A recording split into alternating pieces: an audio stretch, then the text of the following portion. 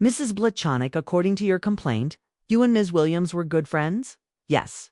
Judy, good friends. You were the bridesmaid at her wedding. I was her maid of honor. Judy, you were maid of honor. Gail, correct. Judy, and she even lived with you for a while. Gail? Yes, she did. And then married. How long are you married? A year and a couple of months. Judy, this is your husband. Both, yes. And there came a time when you were selling some tools.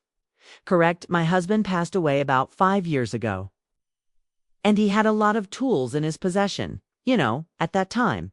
And I had no use for these tools. So Nanette, I knew her before I ever knew Fred. And Fred had an interest in these tools. So because of my friendship with Nanette, I sold him the tools without getting the money up front. So how much did you sell the tools for? For $1,200. And I have been trying. Now for Tiersto, get my money back from these tools that I sold to him. Judy, did he pay you anything for the tools? Nothing. During that time that I wasn't getting money back for a few months, I made an agreement with him. Thought I would take $100 off the tool if he would do some work for Metha. I needed done at my home, so he agreed to this, and it wasn't the agreement. She's got it all backwards. First of all, I'm going to let her tell her story, okay? And then I'm going to allow you to tell yours. Thank you. Go ahead.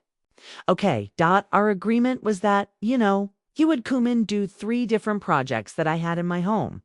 Well, the 2 doors that he put up, one of the doors doesn't fit right. It was never planed at the bottom.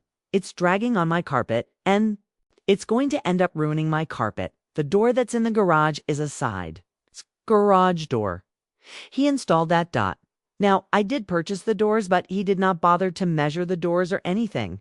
I mean, what do I know? I measured the height and the width, so what happens? Of the doors doesn't fit. The doors were too wide for it, but he proceeded in putting the door holes for the handle. And he ended up drilling the wrong hingus in, the wrong side of the door, so he had to, whatever. The door doesn't fit right. So you were dissatisfied with the work he did, right? Right. And I never did get the molding up in the hallway.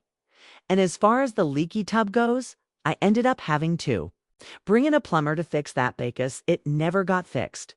Why didn't you pay her for the tools? Because at the time I was supposed to get a bonus check from my company. And that fell through. So when that fell through, I agreed to give her back the tools. Your Honor.